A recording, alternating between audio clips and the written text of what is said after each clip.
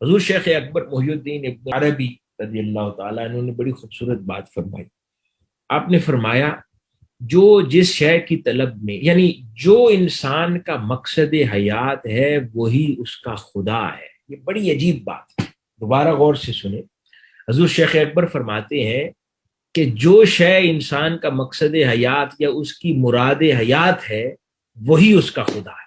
تو ہم میں سے کتنے لوگ اس طرح مشرک ہو جاتے ہیں؟ کتنے کم ہی لوگ ہوں گے کہ جو اس خدا کو ہی مقصد حیات بنا لیں. تو بالکل پھر ایمان صحیح جگہ پہ فٹ ہو جاتا ہے کہ جس کو ہمارا خدا ہونا چاہیے وہی ہمارا مراد اور مقصد حیات ہو، تو پھر شرک ختم ہو جاتا ہے. لیکن خدا کوئی اور ہے اور مقصد حیات کچھ اور رہے ہمیشہ. اس پر حضور شیخ اکبر فرماتے ہیں کہ جس کا جو مقصد حیات وہی اس کا خدا. تو ہم ساری زندگی نماز کسی اور کی پڑھتے ہیں لیکن ہمارا خدا کوئی اور ہوتا ہے. بہت کم لوگ ہیں جو اپنی مراد بھی اپنے مولا کو بنا لیتے ہیں، اپنا مقصد حیات بھی اپنے مولا کی رضا کو ہی بنا لیتے ہیں. اس کا یہ مطلب نہیں ہے کہ پھر زندگی میں وہ کچھ کرتے نہیں ہیں، صرف عبادت ریاضت میں نہیں. اس کو ہمیشہ ذہن میں رکھا کریں کہ آپ کی زندگی، پروفیشنل ڈیولپمنٹ، روزگار، کام، کاروبار، گھر بار، بیوی بچے، اولاد، ایک اچھی حلال زندگی گزارنا، یہ کہیں رکاوٹ نہیں ہے اللہ کی حضوری اور قرب کے حصول کی راہ میں. صرف آپ نے ان لائن کرنا ہے، ان ساری چیزوں کو باؤنڈریز میں لمٹ کرنا ہے، تو وہ آپ کو کہیں سے ڈریگ نہیں کرتی دوسری طرف. اللہ کی بارگاہ میں اسی سمت آپ کا سفر جاری ہو. ساری ایک مشہور واقعہ ہے نا، حضور شیخ اکبر محی الدین ابن العربی رضی اللہ تعالیٰ عنہ، آپ ایک مسجد کے باہر سے گزر رہے تھے تو ایک مسجد میں جماعت ہو رہی تھی. تو جو امام مسجد تھا جو نماز پڑھا رہا، وہ قرات کر رہا تھا. شیخ اکبر باہر سے گزرے اور گزرتے ہوئے آپ نے ایک جملہ اونچی آواز میں ارشاد کہا. آپ نے اس امام کو مخاطب کر کے کہا کہ تیرا خدا تیرے پیروں کے نیچے ہے. جیسے ہی نماز ختم ہوئی لوگوں میں بڑا اشتعال پھیل گیا. لوگوں نے کہا کہ یہ کتنی بڑی گستاخی کر دی شیخ اکبر نے، کہ یعنی الماذ اللہ یہ ظلم کیا کہ کہا کہ امام کو کہ خدا جو ہے پیروں کے نیچے ہے تیرا.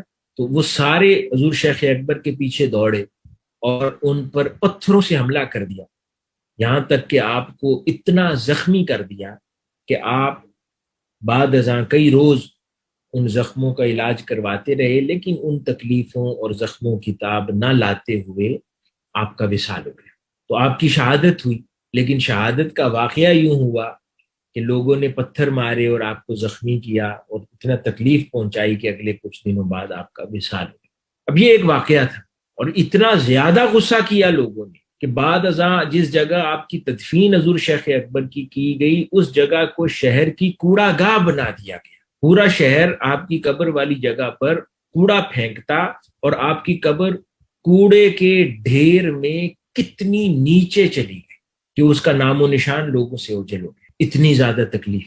تو اگر شہرت مقصد حیات ہو تو بندہ اچھی اچھی باتیں کرتا ہے معاشرے سے، لیکن آپ نے اس کی پرواہ نہیں کی. مقصد حیات مولا تھا، بھلے آپ کی قبر گم ہو گئی کوڑے کے ڈھیر کے نیچے، کئی سو سال بعد واپس ری لوکیٹ ہو گئی، آج عظیم الشان مزار ہے. اور تصوف کی دنیا میں حضور شیخ اکبر کے نام کے بغیر تصوف کی آباز ختم ہو گئی. وہ جب آپ نے جملہ ارشاد فرمایا تو بعد ازاں کسی کے ذہن میں آیا، تو انہوں نے جس جگہ پر امام مسجد کھڑا نماز پڑھا رہا تھا اس کے نیچے کھدائی کی، اسی مقام پر زمین میں کھدائی کی، تو وہاں خزانہ دفن تھا، مال پیسہ سونا تھا. بعد ازاں کسی نے پوچھ کے اس امام کی بھی کھچائی کی، پوچھا تو اس نے کہا ہاں میں پڑھا تو نماز رہا تھا لیکن اس وقت میرا دھیان پیسوں کی طرف تھا کہ پیسہ میں نے کمانا ہے، کیا کروں، کہاں سے آئے گا، فلاں ضرورت ہے پوری کیسے کروں گا. وہ اللہ والے تھے گزرے، انہوں نے کشف سے دیکھا کہ یہ امام اس وقت کیا سوچ رہا ہے، اس کا ارادہ اور مراد کھڑا تو نماز میں ہے لیکن اس کی مراد پیسہ ہے. تو ان کی زبان سے وہ کشف تھا، آپ کی زبان سے ادا ہو گیا، تیرا جو خدا ہے یعنی تیری جو مراد ہے وہ تو تیرے پیروں کے نیچے ہے، تو کیا تو نماز میں ڈھونڈ رہا ہے؟ تیرا مقصد حیات تو پیسہ ہے، وہ تو تیری زمین کے نیچے ہے جہاں تو کھڑا ہے. جہاں ایک اور بھی پیغام تھا، تو کھڑا مالک حقیقی کے حضور ہے، اس سے کلام کر رہا ہے، اور شے وہ سوچ رہا ہے جو اس نے تیرے پیروں کے نیچے رکھی ہوئی ہے. یہ ہم کرتے ہیں. ہم دن بھر سوچتے ان چیزوں کے بارے میں ہے جنہیں خدا نے انسان کے پیروں کی خاک بنایا ہے، اس کے نیچے رکھا ہے. انسان اور انسانیت کی حرمت اس سے بہت اوپر رکھی. ہم تو نماز میں کھڑے بھی یہی سوچتے ہیں نہیں سوچتے، فلاں سے پیسے لینے ہیں، فلاں سے یہ کام کروانا ہے، یہ چیز لیٹ ہو گئی ہے. ہمیں تو نماز میں بھی، تراویح کی 20 رکعتوں میں بھی بہت ٹائم ہوتا ہے، ہم 20 باتیں سوچ لیتے نہیں سوچ لیتے. اگلے دن کا پورا پلان سوچ لیتے ہیں، کئی میٹنگز فائنلائز کر دیتے ہیں نماز تراویح کے درمیان. لیکن کھڑے اسی مالک کی حقیقی کے حضور ہم کرتے کیا ہے؟